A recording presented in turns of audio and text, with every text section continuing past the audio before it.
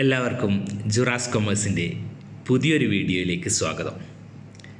ഇന്ന് നമ്മൾ ഡിസ്കസ് ചെയ്യുന്നത് 4th semester Bcom cost accounting സബ്ജക്റ്റിലെ 3rd മൊഡ്യൂളായ ലേബർ ആൻഡ് ഓവർ ഹെഡ്സ് ആണ്. വളരെ ഇമ്പോർട്ടൻ്റ് ആയിട്ടുള്ള ഒരു മൊഡ്യൂളാണ് ലേബർ ആൻഡ് ഓവർ ഹെഡ്സ്. ഈ ഒരു മൊഡ്യൂളിൽ നിന്ന് മാത്രം എസ്സേയും ഷോർട്ട് ആൻസേഴ്സും നമുക്ക് എക്സ്പെക്റ്റ് ചെയ്യാം. അതുകൊണ്ട് തന്നെ ഒരിക്കലും സ്കിപ്പ് ചെയ്യാതെ പഠിക്കേണ്ട ഒരു മൊഡ്യൂളാണ് ലേബർ ആൻഡ് ഓവർ ഹെഡ്സ്. നമുക്ക് ഓരോന്നായിട്ട് നോക്കാം. First of all, labour cost. Labour cost refers to the cost incurred for engaging labour. ലേബേഴ്സിന് വേണ്ടി ഒരു എംപ്ലോയർ ചെലവാക്കുന്ന കോസ്റ്റിനാണ് ലേബർ കോസ്റ്റ് എന്ന് പറയുന്നത്. അതിൽ ലേബേഴ്സിൻ്റെ സാലറി, അവർക്കുള്ള ബെനഫിറ്റ് ആൻഡ് അവർക്കുള്ള പേറോൾ, ടാക്സസ് എല്ലാം ഉൾപ്പെടും. ലേബർ കോസ്റ്റ് കൺട്രോൾ എന്ന് പറയുന്നത് it means control over the cost incurred on labour. ഈ ലേബർ കോസ്റ്റ് കൺട്രോൾ ചെയ്യുന്നതിനെയാണ് ലേബർ കോസ്റ്റ് കൺട്രോൾ എന്ന് പറയുന്നത്. It is a system which ensures proper employment of labour and its effective utilisation. ലേബേഴ്സിനെ പ്രോപ്പറായിട്ട് employ ചെയ്യുകയും അതിനെ പ്രോപ്പറായിട്ട് യൂട്ടിലൈസ് ചെയ്യുകയും ചെയ്യുന്ന ഒരു സിസ്റ്റമാണ് ലേബർ കോസ്റ്റ് കൺട്രോൾ. ഈ ലേബർ കോസ്റ്റ് കൺട്രോളും അതിൻ്റെ ഇമ്പോർട്ടൻസും അതിൻ്റെ ടെക്നിക്സും കഴിഞ്ഞ വർഷം എസ്സേ ആയിട്ട് ചോദിച്ചതാണ്. അതുകൊണ്ട് തന്നെ ഒരിക്കലും സ്കിപ്പ് ചെയ്യാതെ വളരെ ഇമ്പോർട്ടൻ്റ് ആയിട്ട് തന്നെ ഈ ഒരു സെക്ഷൻ പഠിക്കേണ്ടതാണ്. ഇമ്പോർട്ടൻസ്, ഒബ്ജക്റ്റീവ്സ് അല്ലെങ്കിൽ advantages of labour cost control എന്നിവ നമുക്ക് നോക്കാം എന്തൊക്കെയാണെന്ന്. It minimise labour cost per unit of production. Labour cost control ചെയ്താൽ എന്ത് സംഭവിക്കും? കോസ്റ്റ് പെർ യൂണിറ്റ് മിനിമൈസ് ചെയ്യാൻ സാധിക്കും. ഇറ്റ് കൺട്രോൾ ഐഡിൽ ടൈം, അതായത് വെറുതെ ഇരിക്കുന്ന ടൈം അല്ലെങ്കിൽ overtime, labour turnover എല്ലാം കൺട്രോൾ ചെയ്യാൻ സാധിക്കും ഈ ഒരു ടെക്നിക് പ്രകാരം. It increases the labour productivity increase ചെയ്യാൻ സാധിക്കും. It helps in absorption of overhead absorb ചെയ്യാനുള്ള ഒരു മെത്തേഡാണിത്. It improves the profitability and prosperity of ഫേമിൻ്റെ പ്രോസ്പെരിറ്റിയും പ്രോഫിറ്റബിലിറ്റിയും ഒക്കെ ഇമ്പ്രൂവ് ചെയ്യാനും, അതേപോലെ ഇഫക്റ്റീവ് യൂട്ടിലൈസേഷൻ ഓഫ് സ്കിൽഡ് ലേബേഴ്സിനും ലേബർ കോസ്റ്റ് കൺട്രോൾ കൊണ്ട് സാധിക്കും. ഇതാണ് ഇതിൻ്റെ ഒബ്ജക്റ്റീവ് ആയിട്ട് ചോദിക്കുമ്പോൾ നമ്മൾ എല്ലാം ടു മിനിമൈസ്, ടു കൺട്രോൾ എന്ന രീതിയിൽ എഴുതണം. ഇമ്പോർട്ടൻസ്, അഡ്വാൻറ്റേജസ് എന്നൊക്കെ പറയുമ്പോൾ it minimise labour cost, it control idle time എന്ന രീതിയിലാണ് നമുക്ക് എഴുതി വെക്കേണ്ടത്. ഇനി എന്തൊക്കെ ടെക്നിക്സാണ് ലേബർ കോസ്റ്റ് കൺട്രോളിനുള്ളത് അത് നമുക്ക് നോക്കാം. First of all, assessment of man power requirement. ഒരു ഫേമിൽ ആവശ്യമായ മാൻ പവറിൻ്റെ റിക്വയർമെൻറ്റുകൾ അത് അസസ് ചെയ്യുക എന്നുള്ളതാണ് first of all the labour cost കൺട്രോളിൻ്റെ ഒരു ടെക്നിക്ക്. മറ്റൊന്ന് ടൈം ആൻഡ് മോഷൻ സ്റ്റഡിയാണ്. അതിൻ്റെ ഒരു ഡെഫിനിഷൻ പിന്നീട് വരുന്നുണ്ട്. Next one, job evaluation and merit rating. ഓരോ ജോബും ഇവാലുവേറ്റ് ചെയ്യുക, ലേബേഴ്സിൻ്റെ പെർഫോമൻസ് ഇവാലുവേറ്റ് ചെയ്യുക. അതേപോലെ ലേബർ പ്രൊഡക്ടിവിറ്റി. മറ്റൊന്ന് വേജ് സിസ്റ്റം, ഇൻസെൻറ്റീവ് കൊടുക്കുക. നന്നായിട്ട് പെർഫോം ചെയ്യുന്നവർക്ക് കൂടുതൽ ഇൻസെൻറ്റീവ് കൊടുക്കുന്ന രീതിയിലൊക്കെ ആയിക്കഴിഞ്ഞാൽ ലേബർ കോസ്റ്റ് കൺട്രോൾ ചെയ്യാൻ സാധിക്കും. മറ്റൊന്ന്, control over time keeping and time booking. Next, control over labour turnover. അതേപോലെ control over contract and other workers. ഇത്രയും കാര്യങ്ങളാണ് techniques of labour cost control എന്ന് വരുന്നത്. ഇത് വളരെ ഇമ്പോർട്ടൻ്റ് ആയിട്ട് പഠിക്കേണ്ടതാണ്. എസ്സേ ആയിട്ട് ചോദിക്കുമ്പോൾ കുറച്ച് ഡീറ്റെയിൽ ആയിട്ട് ഡെവലപ്പ് ചെയ്ത് ഇലാബറേറ്റ് ചെയ്ത് എഴുതി കൊടുക്കുക. ഇനി 3 മാർക്സിന് ചോദിക്കാൻ സാധ്യതയുള്ള കുറച്ച് ടേംസാണ് time keeping and time booking. അതേപോലെ 6 മാർക്സിന് ഡിഫറൻസ് ഒക്കെ ചോദിക്കാറുണ്ട്. സ്ഥിരമായിട്ട് ചോദിക്കുന്ന കുറച്ച് ടേംസാണ് ഇതൊക്കെ. Time keeping is the process of recording the time arrival and departure of workers is known as time keeping. അതായത് വർക്കേഴ്സ് വരുന്ന ടൈമും പോകുന്ന ടൈമും റെക്കോർഡ് ചെയ്യുന്ന ഒരു പ്രോസസ്സാണ് ടൈം കീപ്പിംഗ് എന്ന് പറയുന്നത്. അതിൻ്റെ ഒബ്ജക്റ്റീവ്സ് എന്താണ്? To facilitate preparation of payroll prepare ചെയ്യാൻ വേണ്ടി ഇത് ഉപകരിക്കും. കൂടാതെ അതൊരു സ്റ്റാറ്റ്യൂട്ടറി റിക്വയർമെൻ്റ് ആണ്. ടു മെയിൻറ്റെയിൻ ഡിസിപ്ലിൻ ഇൻ അറ്റൻഡൻസിൽ ഡിസിപ്ലിൻ മെയിൻറ്റെയിൻ ചെയ്യാൻ, കൂടാതെ ഓവർ ടൈം കാൽക്കുലേറ്റ് ചെയ്യാൻ ഈ ടൈം കീപ്പിംഗ് ആണ് നമ്മൾ റെഫർ ചെയ്യുന്നത്. അതേപോലെ ടു കൺട്രോൾ ലേബർ കോസ്റ്റ്.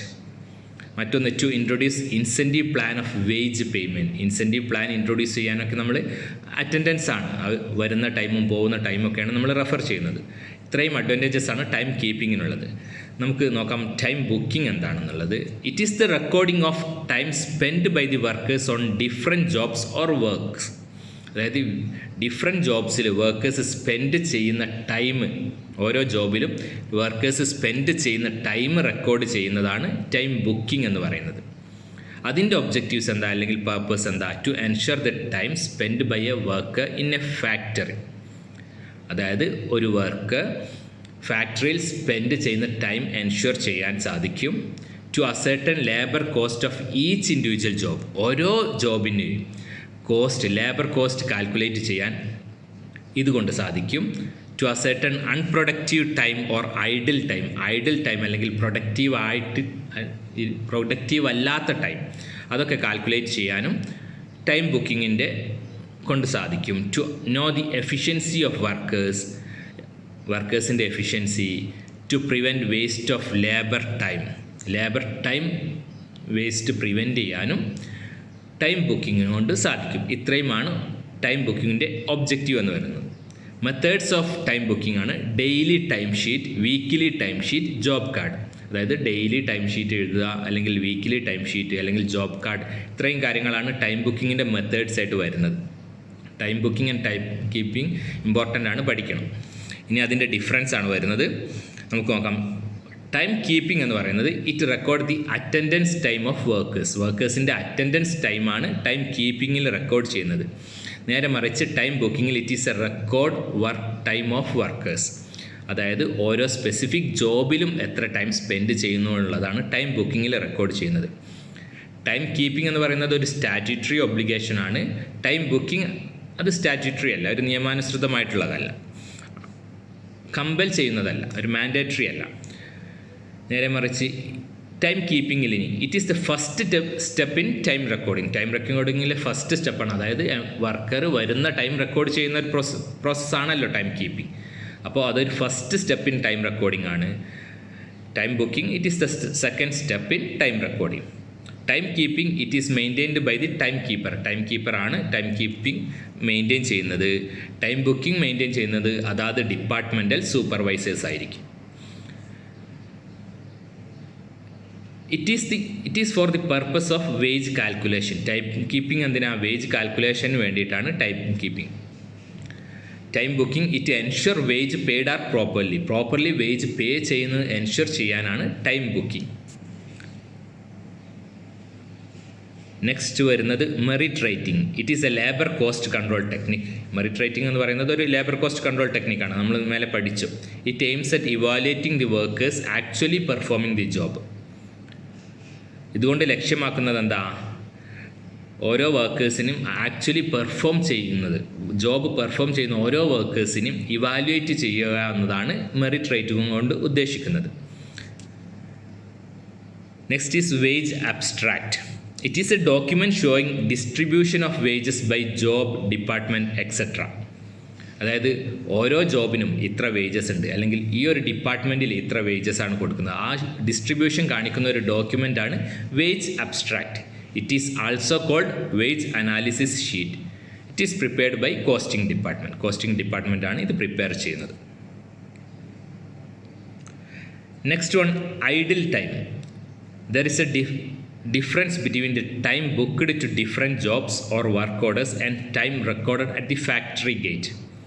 അതായത് ഫാക്ടറി ഗേറ്റിൽ ടൈം റെക്കോർഡ് ചെയ്തതും അതേപോലെ ടൈം ഓരോ ജോബിനും ബുക്ക് ചെയ്ത ടൈം തമ്മിലൊരു ഡിഫറൻസ് ഉണ്ടാവും. അതായത് അതിനെയാണ് ഐഡിൽ ടൈം എന്ന് പറയുന്നത്. ഐഡിൽ ടൈം എന്ന് പറഞ്ഞാൽ വർക്ക് ചെയ്യാത്ത ഒരു പ്രൊഡക്റ്റീവ് അല്ലാത്ത ടൈമാണ്. Next is over time. It is the work done beyond the normal working period in a day or week. Over time എന്ന് പറയുന്നത് ഒരു ഡേയിൽ ഓരോ ലേബറിനും വർക്ക് ചെയ്യേണ്ട ടൈമുണ്ട്, അതിന് പുറമെ ചെയ്യുന്ന വർക്കാണ് ഓവർ ടൈം എന്ന് പറയുന്നത്. Next is time and motion study.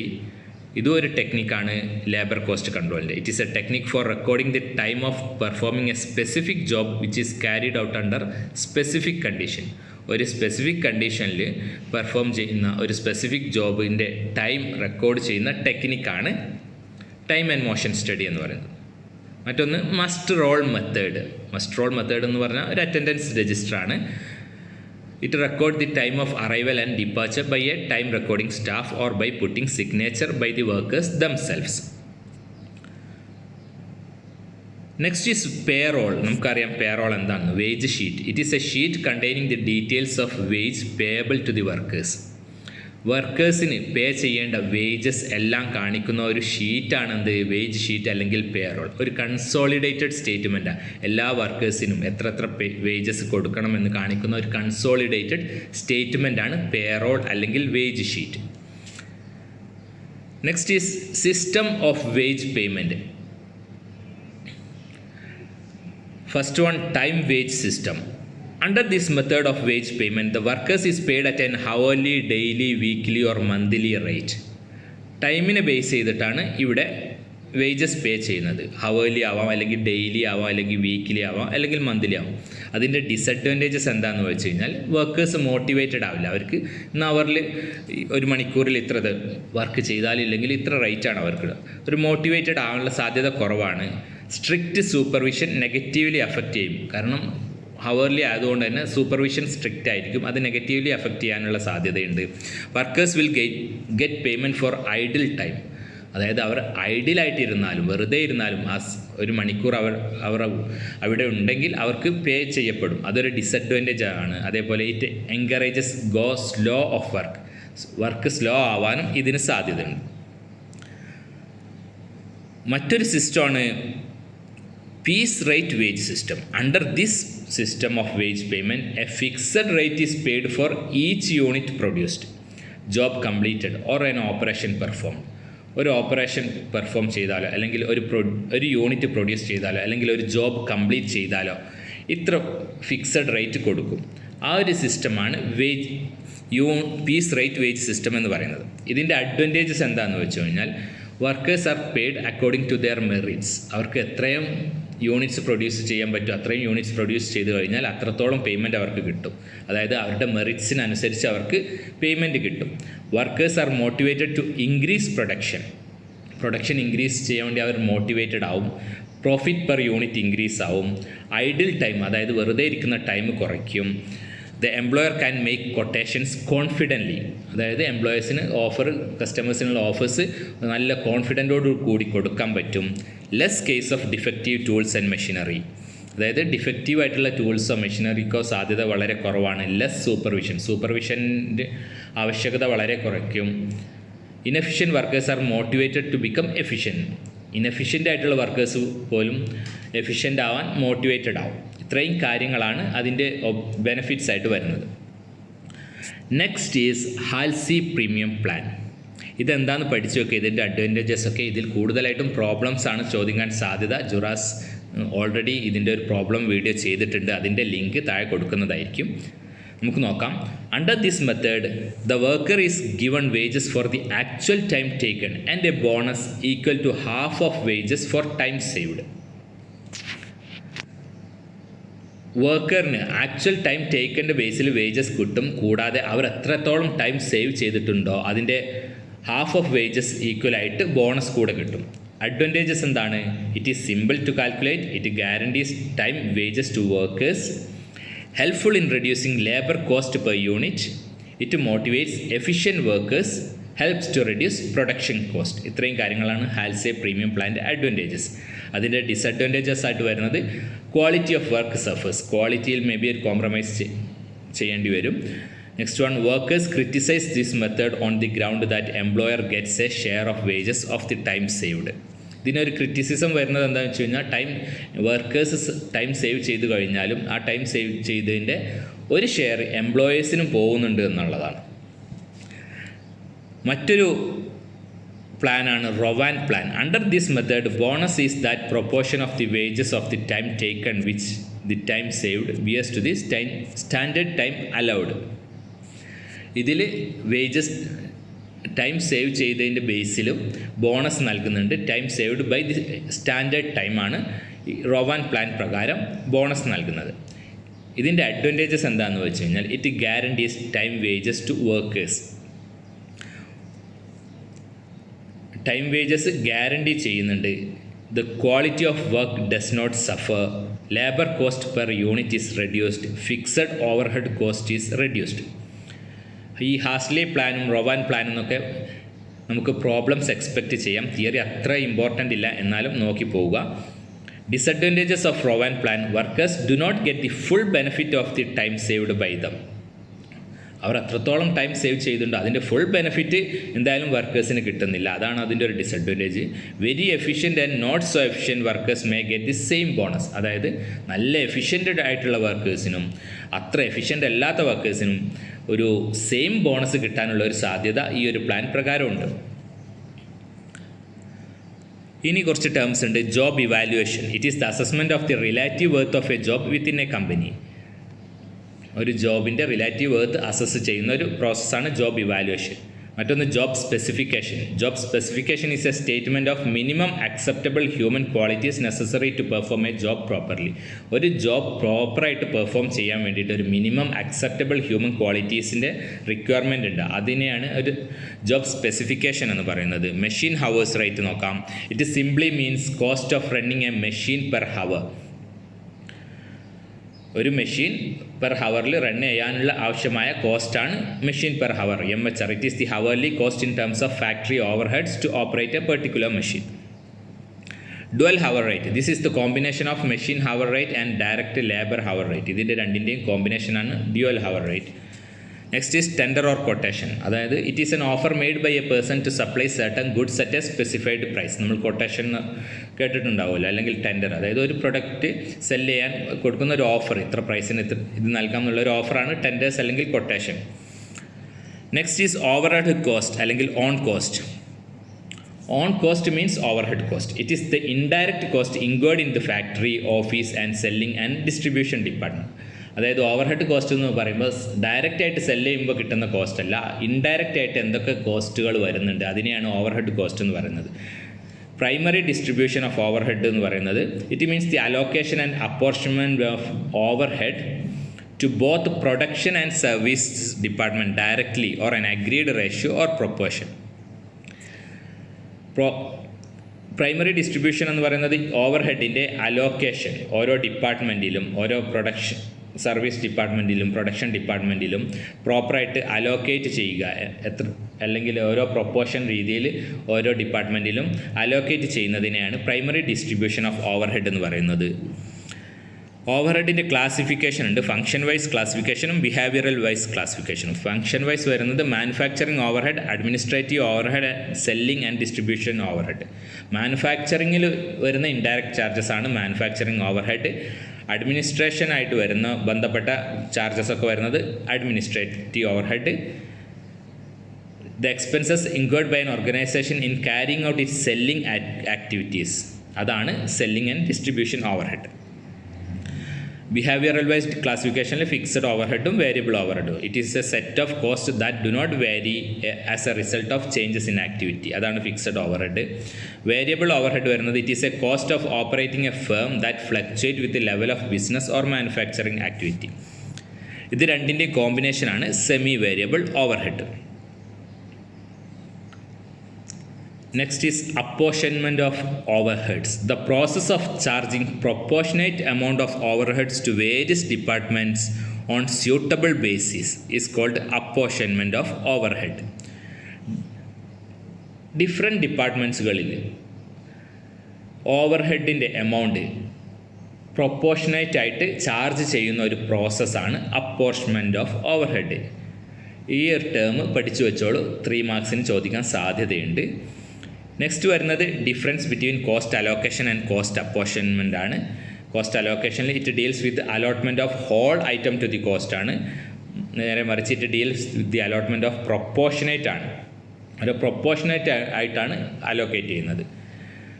Cost allocation ഒരു ഡയറക്റ്റ് പ്രോസസ്സാണ്, കോസ്റ്റ് അപ്പോർഷൻമെൻറ്റ് ഇൻഡയറക്റ്റ് ആണ്. ഇത് സിമ്പിൾ പ്രോസസ്സാണ്, മറ്റേത് ഇറ്റ് ഈസ് എ കോംപ്ലിക്കേറ്റഡ് പ്രോസസ്സാണ്. കോസ്റ്റ് അലോക്കേഷൻ കുറച്ചുകൂടെ അക്യുറേറ്റ് ആണ്, മറ്റേത് അപ്രോക്സിമേറ്റ് ആണ്. Cost allocation there is no need to choose a base, ഒരു ബേസിൻ്റെ ആവശ്യമില്ല. കോസ്റ്റ് അപ്പോർഷൻമെൻറ്റിന് ഒരു ബേസ്, എന്തെങ്കിലും ഒരു സ്യൂട്ടബിൾ ബേസിസിൻ്റെ മേലെ മാത്രമേ നമുക്ക് പ്രൊപ്പോർഷനായിട്ട് അലോട്ട് ചെയ്യാൻ സാധിക്കുകയുള്ളൂ. ലാസ്റ്റ് ടോപ്പിക് വരുന്നത് absorption of overhead. It means charging of overheads of a particular cost centre to its different cost units by means of overhead absorption rates. ഒരു പെർട്ടിക്കുലർ കോസ്റ്റ് സെൻറ്ററിൻ്റെ ഓവർഹെഡ് അതിൻ്റെ different cost യൂണിറ്റിലേക്ക് charge ചെയ്യുന്ന പ്രോസസ്സാണ്. അതും ഒരു overhead absorption rate ഉണ്ട്. ആ റേറ്റ് പ്രകാരം ചാർജ് ചെയ്യുന്ന പ്രോസസ്സാണ് അബ്സോർപ്ഷൻ ഓഫ് ഓവർഹെഡ് എന്ന് പറയുന്നത്. ഇനി ഡിഫറൻസ് ഉണ്ട് cost allocation and cost absorption. Entire amount of overhead is charged to the department. Cost അലോക്കേഷനിൽ അങ്ങനെയാണ് വരുന്നത്.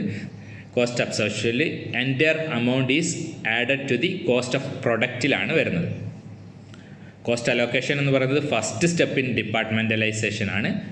Cost absorption final step in finding total cost of product. All overhead expended are allocated. ഇവിടെ results in under or over absorption of overhead. May be കുറവാവാം, may be കൂടുതലായി പോകാൻ സാധ്യതയുണ്ട്. Cost allocation simple പ്രോസസ്സാണ്. Cost absorption complicated പ്രോസസ്സാണ്. ഇത് total cost are allocated to cost centres absorbed on the basis of cost units. Cost അലോക്കേഷനിൽ cost യൂണിറ്റിൻ്റെ ആവശ്യമില്ല. കോസ്റ്റ് അബ്സോർപ്ഷനിൽ കോസ്റ്റ് യൂണിറ്റ്സ് ആർ എസെൻഷ്യൽ. ഇത്രയും കാര്യങ്ങളാണ് ഈ മൊഡ്യൂളിൽ പഠിക്കാനുള്ളത്. ഇതിൻ്റെ നോട്ട്സ് നമ്മൾ ടെലഗ്രാം ഗ്രൂപ്പിൽ ഷെയർ ചെയ്യുന്നതായിരിക്കും. എന്തെങ്കിലും ഡൗട്ട് ഉണ്ടെങ്കിൽ കമൻസിൽ ചോദിക്കുക, എക്സ്പ്ലെയിൻ ചെയ്തു തരാം. All the best. Thank you.